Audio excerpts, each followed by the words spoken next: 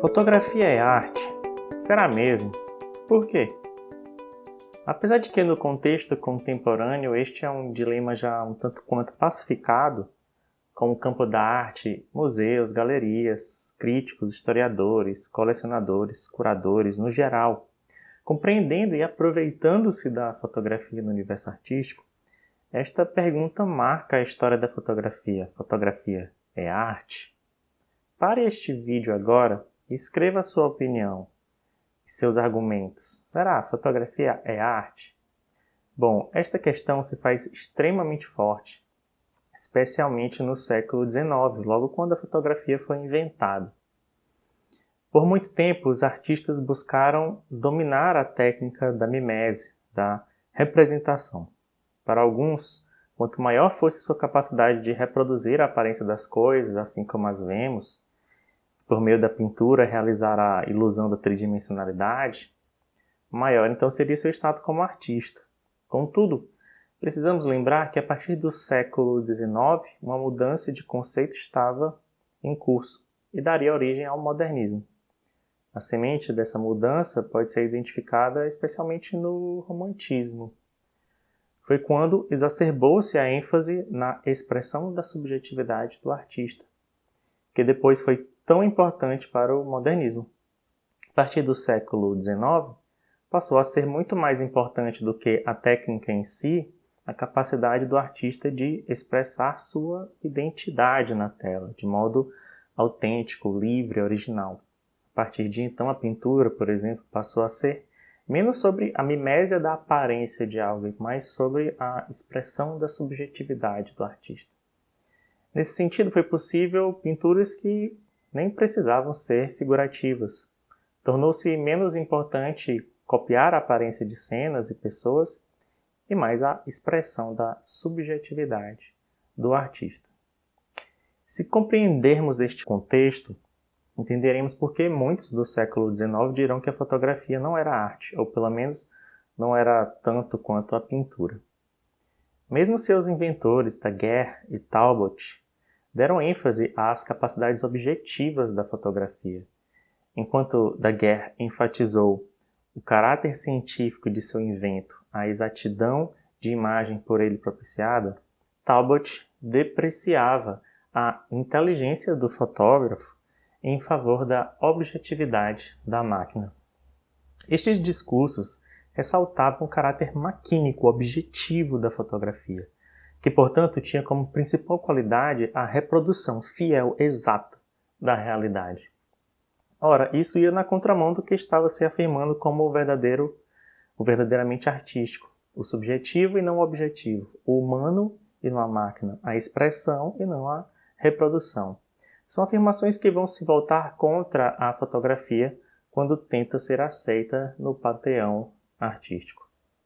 Como diz Ana Teresa Fabres, o que ocorre assim é que se reconhece a nova imagem a função de agente fiel, mas lhe nega a inteligência. A fotografia não é interpretação porque lhe faltam o sopro da inspiração, o fogo do pensamento, o que a leva a ser um fiel representante dos objetos exteriores, longe da verdadeira natureza da arte. Lembremos da frase de George Eastman, que vendia a máquina fotográfica Kodak número 1, afirmando que bastaria ao comprador apertar um botão para produzir imagens. Ora, para muitos no campo das artes, isso era sinal de que a fotografia era uma imagem produzida sem demandar nenhum tipo de esforço intelectual. Afinal, qual o esforço em apertar um botão? De forma totalmente displicente, qualquer um pode apertar um botão e pronto, a máquina sempre produz uma imagem de forma mecânica, automática. O trabalho, por fim, seria da máquina, criando imagens de forma padronizada, como uma indústria qualquer, criando produtos massificados sem realmente expressar a identidade de um artista. O pintor Delacroix apontou uma outra crítica extremamente comum à fotografia. Crítica que vem da chamada teoria dos sacrifícios. Enquanto a arte, como a do pintor, assentava-se na capacidade intelectual do pintor de escolher o que lhe convém mostrar, ao contrário, a fotografia não seria capaz de controlar o registro da profusão de detalhes daquilo a que a máquina é apontada. A fotografia teria uma incapacidade inata associada justamente à sua pretensão de reproduzir a tudo em seus mínimos detalhes. Para entender o que Delacroix está dizendo, perceba que, ao registrar esta foto intitulada A Escada, a máquina registrará todos os detalhes daquilo que está à sua frente, mesmo os irrelevantes, como o topo daquela construção lá no fundo. No mais, segundo Delacroix, enquanto o pintor compõe uma cena, como quem constrói um todo, escolhendo os elementos necessários para que tudo lá seja suficiente para contar algo, o fotógrafo, segundo ele, não compõe um todo, mas sim produzia tomadas, recortes, fragmentos. Para entender esta crítica, compare uma pintura com uma composição friamente calculada, como uma fotografia como esta. Você perceberá que, enquanto a pintura compõe uma cena de modo a contar uma história, muitas fotografias são simples recortes, fragmentos relapsos que não conseguem de fato contar a história alguma. Muitos pintores consideravam, portanto, que a fotografia em si não era uma arte, mas poderia ser um instrumento para os artistas. O pintor poderia utilizar a fotografia como um instrumento para registrar cenas e pessoas com grande exatidão, não forçando pessoas a posar durante numerosas horas, reduzindo o tempo fora do ateliê. Isso daria mais tempo para encomendas, reduziria o preço final. Por fim, podia criar as telas a partir das fotos. Também se acreditava que a fotografia, embora não fosse em si uma arte, também auxiliaria no registro de gravuras e obras de mestres, permitindo que mais pessoas pudessem conhecer e estudar essas obras, inclusive a produzir ampliações dessas obras. Para críticos como John Ruskin, que era um depreciador da sociedade industrial, a fotografia servia ao menos como registro documental, mas para muitos serviria como documento desde que seguisse certo código. O historiador Wolfram defendia que a fotografia podia servir para registrar edifícios desde que por tomadas frontais, que respeitem a perspectiva renascentista. Veja como exemplo esta obra de Rafael. Ele reprovaria, portanto, todas as tentativas de visualização não ortodoxas.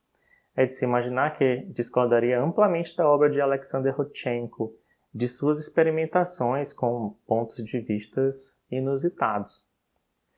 Por outro lado, vão surgir também as defesas de que a fotografia pode se aproximar, sim, de uma expressão artística.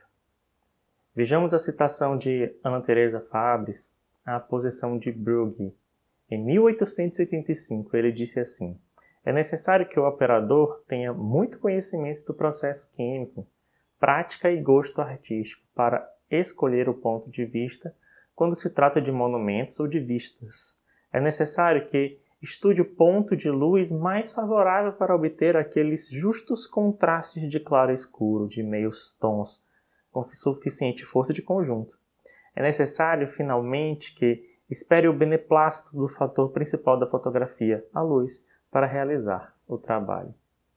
Ou seja, está defendendo que, ao contrário do que muitos afirmavam, existiria sim a diferença entre bons e maus fotógrafos, desde que existia uma série de conhecimentos necessários para se fazer, também, compor uma boa fotografia.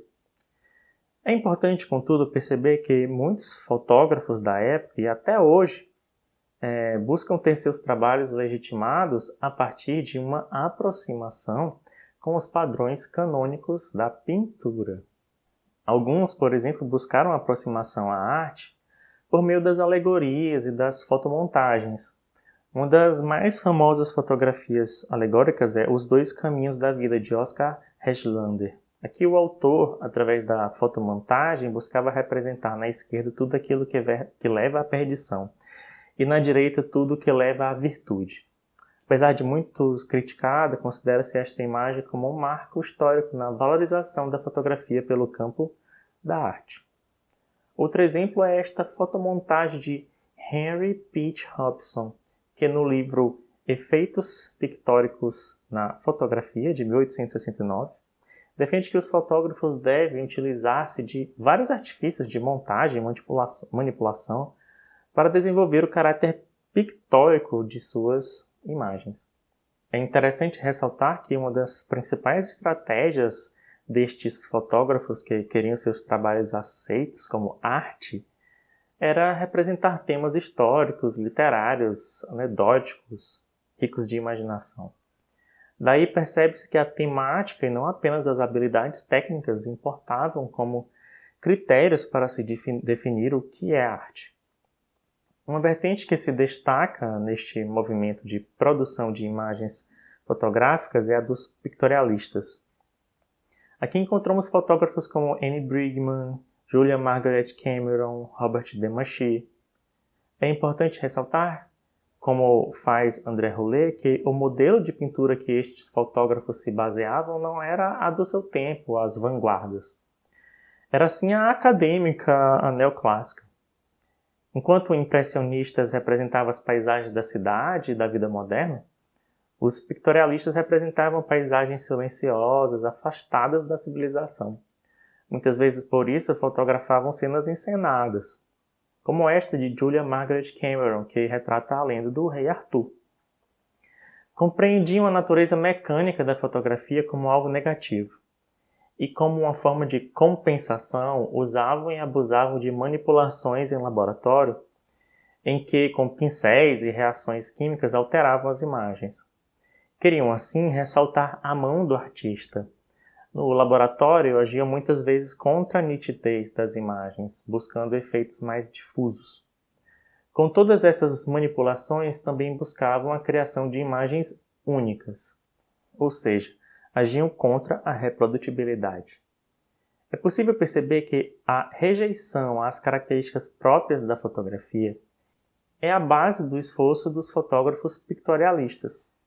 Por isso, André Roulet tece a seguinte crítica. Ele diz: o pictorialismo constitui, assim, uma longa série de processos bastante disparatados, às vezes até esquisitos, tanto manuais quanto químicos ou ópticos, que, no entanto, têm em comum uma mesma finalidade: fazer tudo contra o automatismo, contra a máquina, contra a nitidez, contra o múltiplo. Se nesse momento inicial podemos ver toda uma influência da arte de pintores na produção de fotógrafos, também podemos ver a influência da fotografia no trabalho de artistas.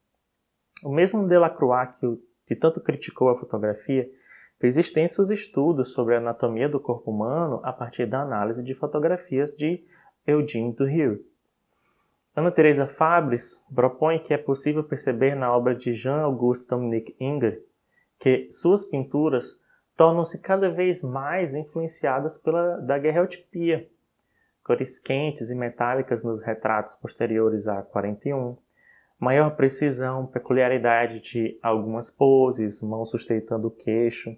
Tudo isso seria indício de que utilizou-se do daguerreótipo, apesar de sua oposição à fotografia. Fabres propõe ainda que pode não ser coincidência que o realismo tenha surgido no mesmo momento em que a fotografia. Essa sugere que a influência da fotografia pode ter levado muitos a considerar como plausível a produção de imagens que retratassem a realidade cotidiana, não mais cenas idealizadas. Se não há indícios de que Courbet, o realista, visse a fotografia como mais do que um instrumento, já na obra de Edgar Degas, o impressionista, é possível ver toda uma apropriação entusiasmada de uma nova estética. Degas, que era também fotógrafo, trouxe para suas pinturas as composições descentralizadas, cortes ousados, angulações oblíquas, deformações do primeiro plano e mesmo a aceitação da lógica da imediatez, fragmentação e espontaneidade. Nessa pintura de Degas podemos ver inclusive a lógica da sobreposição fotográfica, já que vemos a mesma dançarina em 4 instantes. Fabres conclui: talvez seja efetivamente em Degas que deva ser localizada uma compreensão mais exata da verdadeira relação entre a fotografia e as artes plásticas, Ao trabalhar criativamente com a fotografia, Degas lança as bases de uma nova visão artística, por valorizar frequentemente os defeitos da imagem técnica, distorções, disposições casual, ao transformar tais defeitos em elementos constitutivos de um novo léxico.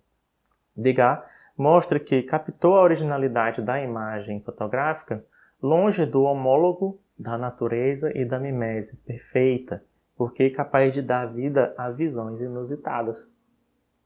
André Roulet vai além e propõe mesmo que a fotografia se relaciona a outros movimentos modernistas. A seu ver, o impressionismo é extremamente associado ao registro de instantes. Produzida ao ar livre, a pintura impressionista compartilha com a imagem fotográfica a dependência para com a aparência da coisa que se representa, considerando-se especialmente o modo como está iluminada no instante de sua produção. O impressionismo insere a pintura no aqui e agora, característica fundamental da fotografia. Veja, por exemplo, estas obras de Claude Monet. Ao contrário da pintura clássica, que se referia a um conjunto de poses eternas, de modelos transcendentes, de formas prévias, a pintura impressionista e a fotografia procedem de maneira diferente. Captam quaisquer instantes, recortam elementos notáveis. A transcendência cedeu lugar à imanência e o eterno ao efêmero. Por outro lado, os impressionistas também se distanciaram da fotografia, lógico. Ao contrário do múltiplo, do nítido e do preto e branco, privilegiaram o único, a aparência de não acabamento, a marca da pincelada do artista, as cores vibrantes e a possibilidade de experiências distintas quanto as obras eram vistas de perto ou quando vistas de longe. Roulet também vê a influência da fotografia nas obras de futuristas. As fotos sequenciais de Muybridge e Etienne-Jules Marey são explicitamente referenciadas em tentativas de expressar o movimento, o progresso. Veja a obra Dinamismo de um Cachorro na Coleira, de Giacomo Balla, ou Mercúrio Passando em Frente ao Sol, também de Giacomo Balla. Do quadro de Marcel Duchamp, Homem nu descendo a escada, número 2, temos, por exemplo, a fotografia que o artista utilizou como base. Para finalizar, André Roulet defende que, embora os ready-mades não sejam fotográficos, eles importam traços característicos do processo fotográfico para a arte. Vou pontuar apenas um dos aspectos dos descritos por Roulet, o aspecto da seleção. O trabalho do fotógrafo inicia-se por uma seleção. Assim, o saber fazer se atenuaria em um saber enquadrar. Criar não é mais fabricar, mas escolher. Da mesma forma, um ready-made se inicia pelo simples processo de escolha de algo que já existe. Assim como o artista que faz um ready-made seleciona algo que já existe na vida e o converte em arte ao mudar seu contexto, ao entrar no circuito da arte, o fotógrafo também se apropria do que existe, seleciona-o, e nesse contexto de imagem o transforma em arte. A fotografia tem uma história longa em que ela é influenciada pela arte e ela é também fonte de influência do trabalho de vários artistas. Definitivamente, nem todos os seus usos são considerados artísticos. Porém, uma arte-fotografia já há um bom tempo se faz presente nos espaços de arte. Nas próximas aulas falaremos sobre o lugar da fotografia na arte contemporânea. Até lá!